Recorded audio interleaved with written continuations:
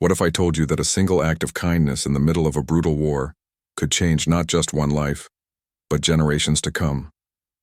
In 1944, an American soldier made a choice that defied everything he was taught about the enemy. 40 years later, 4 strangers in expensive suits showed up at his farmhouse door, and what they said next left him speechless. The year was 1944. The Pacific War was at its bloodiest peak. Islands were being torn apart by artillery fire, young men were dying in muddy foxholes, and hatred between Americans and Japanese had reached a fever pitch. Propaganda posters plastered across American cities depicted Japanese soldiers as fanged monsters, subhuman creatures incapable of mercy or reason.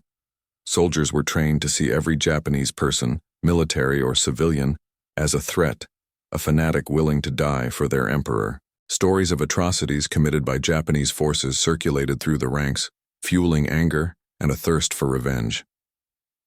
In this environment of dehumanization and rage, compassion was not just rare, it was dangerous. To show sympathy for the enemy could get you labeled a traitor, a coward, or worse. Thomas Reynolds, a 22-year-old farm boy from Nebraska, never imagined he would end up in the middle of this hell.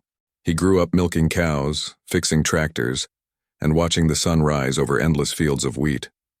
His world was simple, predictable, grounded in the rhythms of the land. Then Pearl Harbor happened, and everything changed. Like millions of other young American men, Tom enlisted. He wanted to do his part, to defend his country, to prove himself. But nothing could have prepared him for the reality of combat in the Pacific. The heat, the insects, the constant fear, the smell of death that clung to everything. He saw friends blown apart by grenades, heard the screams of wounded men calling for their mothers in the dark.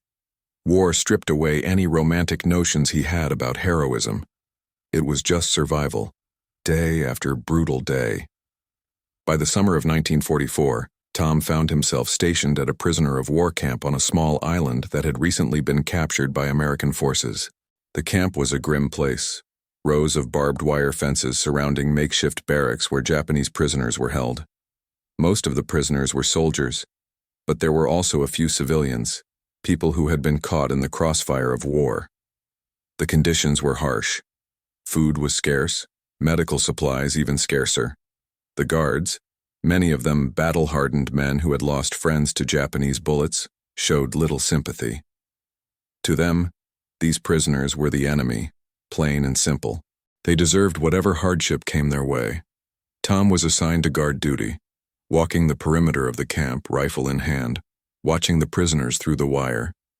He tried not to look at their faces, tried not to think of them as people. It was easier that way. But one day something happened that he could not ignore. A new group of prisoners arrived, and among them was a woman. Her name was Sachiko Ishikawa. She was in her early 30s, thin to the point of emaciation, her clothes torn and filthy, her eyes hollow with exhaustion and fear. She had been captured on a nearby island where she had been working as a nurse for Japanese forces. Now she was here, behind the wire, just another enemy prisoner. Tom noticed her immediately. Not because she was a woman, though that was rare enough in a POW camp, but because of the way she carried herself. Despite her obvious suffering, there was a quiet dignity about her, a refusal to be completely broken. She did not beg, did not cry out, did not make a scene. She simply sat in the dirt, her back against a post, staring at nothing. Tom found himself watching her more than he should have. He told himself it was just part of his duty, keeping an eye on all the prisoners, but deep down, he knew it was something else. He saw something in her that reminded him of his own humanity. Something the war had been trying to beat out of him. The days passed, and Tom continued his rounds. He noticed that Sachiko was getting weaker. The rations given to the prisoners were barely enough to keep a person alive, and she was already malnourished when she arrived. Other guards joked about it, said the prisoners were getting what they deserved, that they should be grateful they were not being executed. Sergeant Vincent Russo, a hard-nosed Brooklyn native with a deep hatred for the Japanese, was the loudest of them all. Vinny had lost his younger brother at Guadalcanal, and he made no secret of his desire for revenge. He treated the prisoners with open contempt, sometimes going out of his way to make their lives harder. He would kick over their water buckets, confiscate their meager belongings, shout insults at them in broken Japanese. To Vinny, showing any kindness to a Japanese prisoner was an insult to every American who had died in the war. One evening, as the sun dipped below the horizon and the camp settled into an uneasy quiet, Tom was on duty near the section where Sachiko was held. He had just finished his meal, a tin of beef stew and a piece of bread, more food than he could comfortably eat. He looked down at the half-eaten bread in his hand, then over at Sachiko. She was sitting in the same spot, her head bowed, her body trembling slightly. He could see her ribs through the thin fabric of her shirt. She looked like she might not make it through another week. Tom stood there for a long moment, wrestling with himself. He knew what he was supposed to do. He was supposed to ignore her, to let her suffer, to remember that she was the enemy. But he also knew what his mother had taught him back on the farm, that every person deserved basic human decency, that cruelty was a choice, not a necessity. He made his decision. Glancing around to make sure no one was watching, Tom walked over to the fence. Sachiko did not look up at first, did not react to his presence. He crouched down, pulled the piece of bread from his pocket, and pushed it through the wire. For a moment, nothing happened. Then, slowly, Sachiko raised her head. Her eyes met his, and Tom saw something flicker there. Confusion, disbelief, and then something that looked like gratitude. She reached out with a shaking hand and took the bread. She did not say anything. She did not need to. She brought the bread to her mouth and ate it slowly, savoring every bite.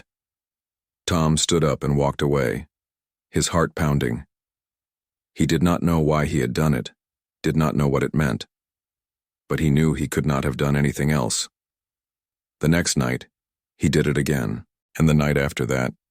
Whenever he had extra food, a piece of fruit, a biscuit, a bit of rice, he would slip it through the fence to Sachiko. He was careful, always making sure Vinny and the other guards were not around. He did not do it for recognition or praise. He did it because it felt like the right thing to do, the only thing that kept him feeling human in a place designed to strip humanity away. Sachiko never spoke to him. The language barrier was too great, and the risk of being caught was too high. But every time he gave her food, she would look at him with those dark, tired eyes, and he could see the gratitude there, the silent acknowledgement that he had chosen kindness over cruelty. This went on for weeks. Tom continued his secret acts of compassion, and Sachiko slowly began to regain a bit of her strength. She still looked frail, still looked like a shadow of a person, but there was a spark in her eyes that had not been there before. Then one night, everything almost fell apart. Tom was crouched by the fence, passing Sachiko a tin of peaches he had saved from his rations when he heard a voice behind him. "Hey, Reynolds, what the hell do you think you are doing?" It was Vinny. Tom froze, his blood turning to ice. He stood up slowly, turning to face the sergeant.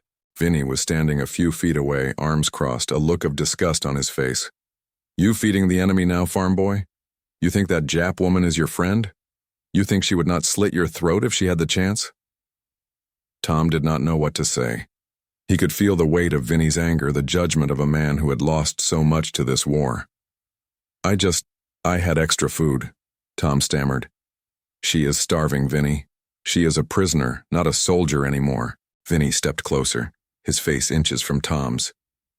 "She is a Jap, Reynolds. That is all she is. That is all any of them are. My brother died because of people like her. You think giving her a peach is going to change anything? You think that makes you some kind of hero?" Tom felt his own anger rising. "I am not trying to be a hero, Vinny. I am just trying to be human. There is a difference." For a long moment, the two men stared at each other, the tension thick enough to cut. Then Vinny spat on the ground and turned away. "You are a fool, Reynolds, a damn fool. But I am not going to report you, not because I agree with you, but because I do not want to waste my time on paperwork. Just do not let me catch you doing it again." And with that, Vinny walked off into the night.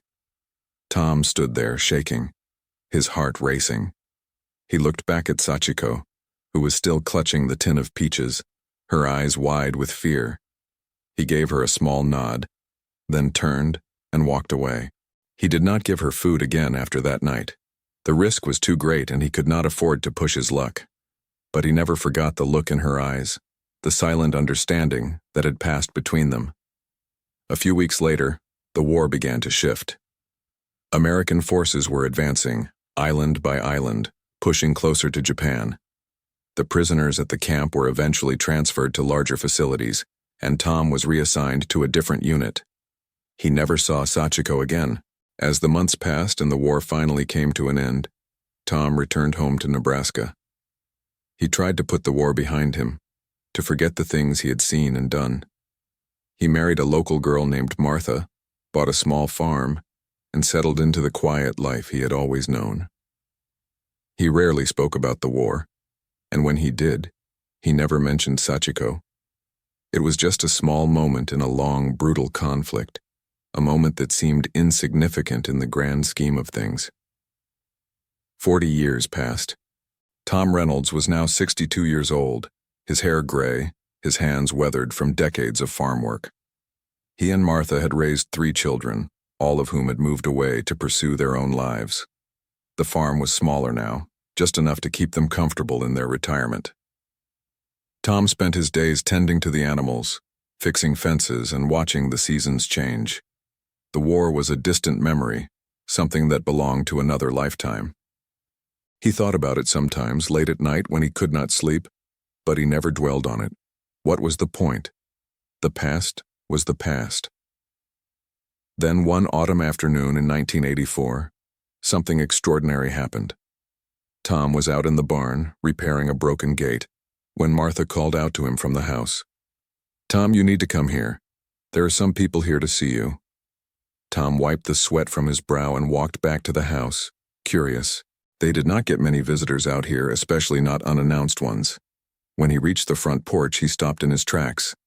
Standing in his driveway were 4 men in dark suits, all of them Japanese. They looked out of place in the rural Nebraska landscape, like they had stepped out of a different world. One of them, a man in his 50s with graying hair and a kind face, stepped forward and bowed deeply. "Mr. Reynolds, my name is Hiroshi Ishikawa. I have traveled a very long way to meet you." Tom was confused. "I am sorry, do I know you?" Hiroshi smiled gently. "No, Mr. Reynolds, you do not know me. But you knew my mother. Her name was Sachiko Ishikawa." Tom felt the ground shift beneath him. The name hit him like a punch to the gut. Sachiko, the woman from the camp, the prisoner he had fed all those years ago. He had not thought about her in decades, had assumed she had died or disappeared into the chaos of post-war Japan. And now her son was standing in front of him on his farm, in the middle of Nebraska. I do not understand," Tom said, his voice shaking. "How did you find me? Why are you here?" Hiroshi gestured to the other men, who bowed respectfully. "These are my colleagues from our company. We are executives with Ishikawa Industries, one of the largest electronics manufacturers in Japan. But we are not here on business, Mr. Reynolds. We are here because of what you did for my mother in 1944. Tom felt tears prickling at the corners of his eyes. "What I did? I just gave her some food. It was nothing." Hiroshi shook his head, his own eyes glistening. "It was not nothing, Mr. Reynolds. It was everything. My mother was dying in that camp. She had given up hope. She believed she would never see her family again, that she would die alone and forgotten. But then you came. You gave her food, yes, but you gave her something far more important. You gave her hope. You reminded her that even in the darkest times there is still kindness in the world. She survived because of you, Mr. Reynolds. She lived to come home, to rebuild her life, to have a family. I exist because of what you did." Tom could not speak. He felt overwhelmed, flooded with emotions he did not know how to process. Martha came out onto the porch and stood beside him, her hand on his shoulder. Hiroshi continued. "My mother told me the story many times when I was a child. She never forgot your face, Mr. Reynolds. She described you to me so many times that I feel I have known you my whole life. When she passed away 5 years ago, her final wish was that I find you and thank you. It took me years of searching, going through military records, contacting veteran organizations, but I finally found you. And I had to come. I had to tell you what your kindness meant to my family. Hiroshi reached into his jacket and pulled out an old, faded photograph. He handed it to Tom. It was a picture of Sachiko, much older, surrounded by children and grandchildren, smiling. This was taken 2 years before she died, Hiroshi said. She lived a full life, Mr. Reynolds. She saw her children grow up, saw her grandchildren born. She built a business, helped rebuild our community, touched countless lives. All because you chose to be kind when you did not have to be. Tom looked at the photograph, at the face of the woman he had almost forgotten, and he began to cry. He did not try to hide it, did not try to hold it back. He just stood there on his porch, tears streaming down his face, while 4 Japanese executives stood quietly, giving him the space to feel. After a moment, Hiroshi spoke again.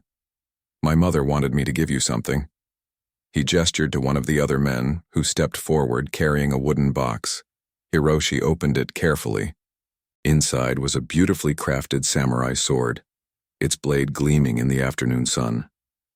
This belonged to my grandfather, Hiroshi said. It has been in our family for generations. My mother wanted you to have it as a symbol of our eternal gratitude.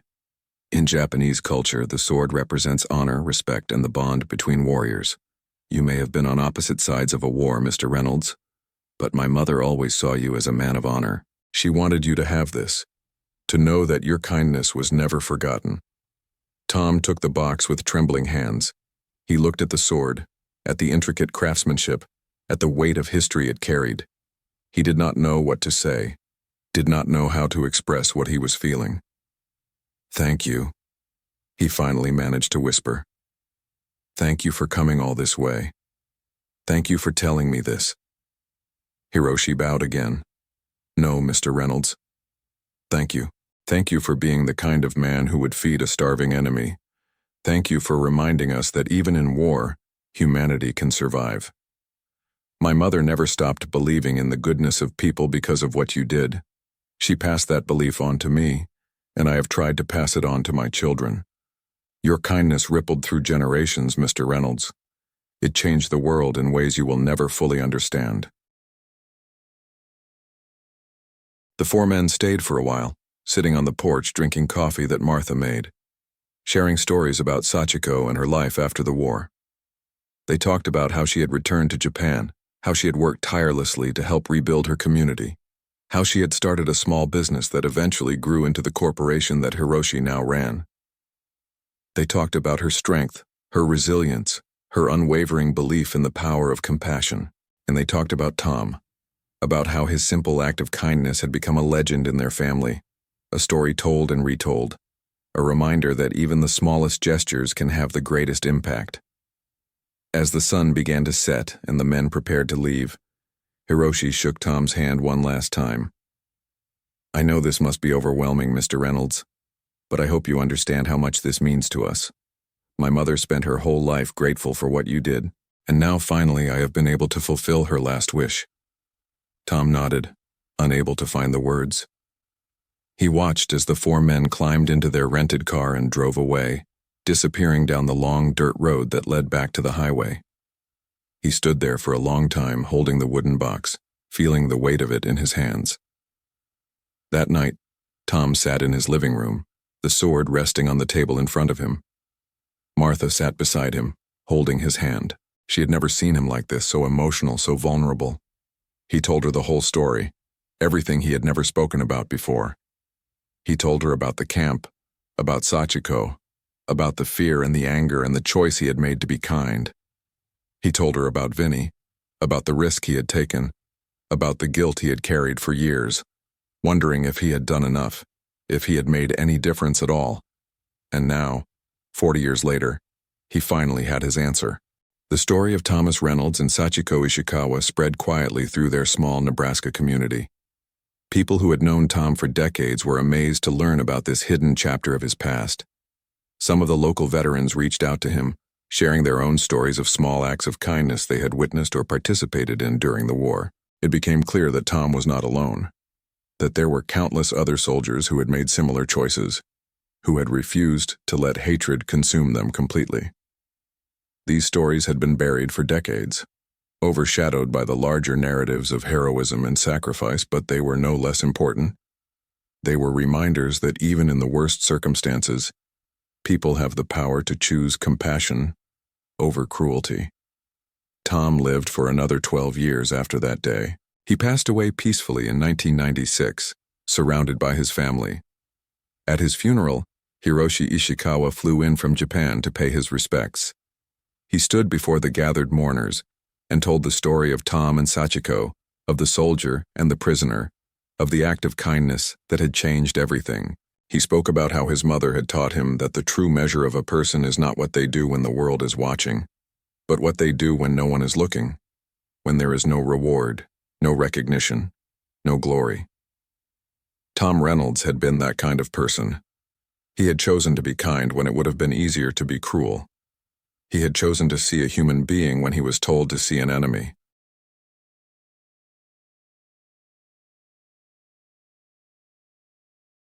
And that choice had echoed through time, touching lives in ways he could never have imagined.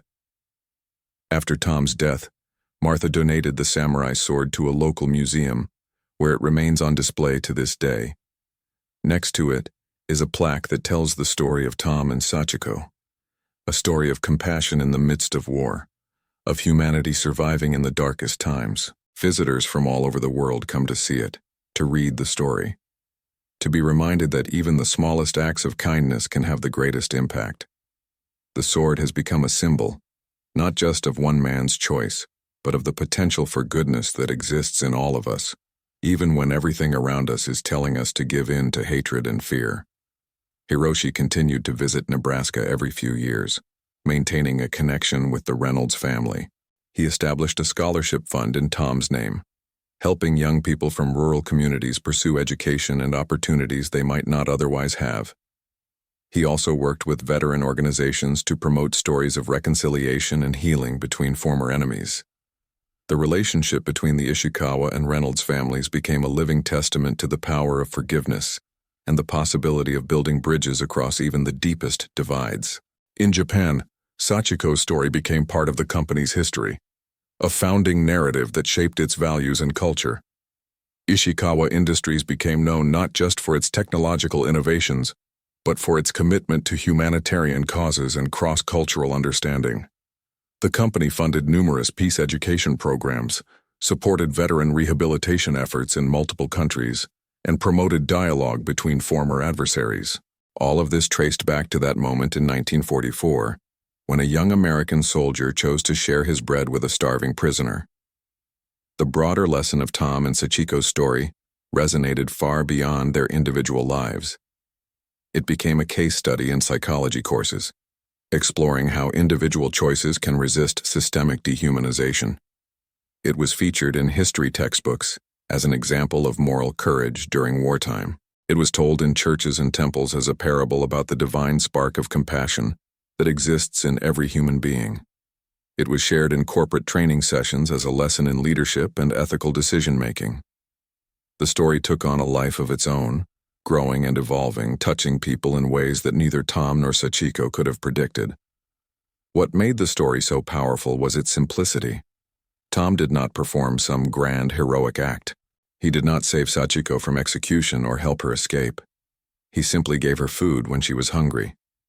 He acknowledged her humanity when the world was telling him to ignore it. It was a small thing, a gesture that took only moments, but it carried the weight of moral choice. In that moment, Tom decided what kind of person he wanted to be. He decided that his values, the things his parents had taught him about decency and compassion, were more important than the hatred and propaganda that surrounded him.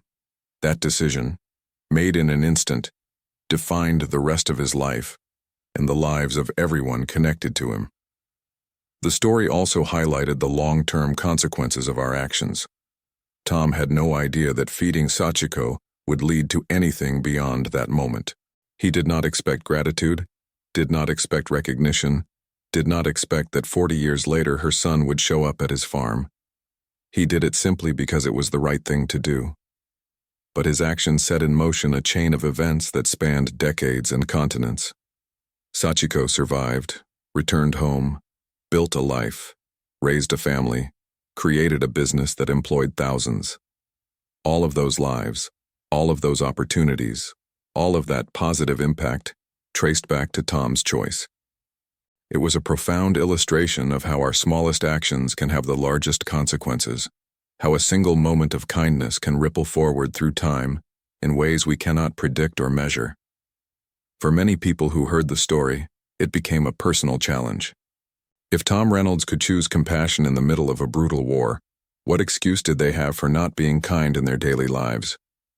If he could see the humanity in someone he was trained to hate, could they not do the same with the people they disagreed with, the people who annoyed them, the people who were different from them? The story became a mirror, reflecting back the choices that everyone makes every day, the small decisions about how to treat others, whether to be generous or selfish, whether to build bridges or walls. The relationship between the United States and Japan also provided important context for the story's impact. The two nations that had been locked in brutal combat in the 1940s had become close allies and economic partners by the 1980s. The transformation was remarkable, a testament to the possibility of reconciliation even after the most devastating conflicts. Tom and Sachiko's story became a personal embodiment of that larger historical arc. It showed that the path from enemy to friend, from war to peace, from hatred to understanding was built on individual choices, on people like Tom who refused to let war destroy their humanity. In the years since Tom's death, the story has continued to evolve and spread. It has been adapted into books, documentaries, and even a stage play. Each retelling emphasizes different aspects, different lessons, different meanings. Some focus on the historical context of the Pacific War and the dehumanization of the enemy. Some focus on the psychological courage it took for Tom to defy his training and his peers. Some focus on Sachiko's resilience and her determination to survive and thrive. Some focus on Hiroshi's dedication to honoring his mother's memory. All of these perspectives are valid. All of them reveal different facets of a complex and powerful story. What remains constant across all retellings is the core message. Kindness matters. Compassion matters. The choice to see and honor the humanity in others matters. These are not abstract philosophical concepts. They are practical, concrete actions that have real consequences. Tom Reynolds proved that. He showed that even in the worst circumstances, even when surrounded by hatred and violence, even when it would be easier and safer to go along with the crowd, it is possible to choose differently. It is possible to be kind. It is possible to be human. And that choice, that simple, difficult, beautiful choice, can change the world. So the next time you have the opportunity to show kindness to someone, remember Tom and Sachiko. Remember that your actions have consequences you cannot see, that your choices ripple forward through time, that the smallest gesture can have the greatest impact. Remember that in a world that often seems dark and divided, you have the power to be a light. You have the power to choose compassion over cruelty, understanding over hatred, connection over division. That power is not reserved for heroes or saints. It belongs to all of us. It belonged to a farm boy from Nebraska standing guard at a prisoner of war camp in 1944. And it belongs to you right now in whatever situation you find yourself. The question is, what will you choose? If this story moved you, please subscribe to our channel, leave a like, and share your thoughts in the comments below. Stories like these remind us of the best of humanity, and we need those reminders now more than ever.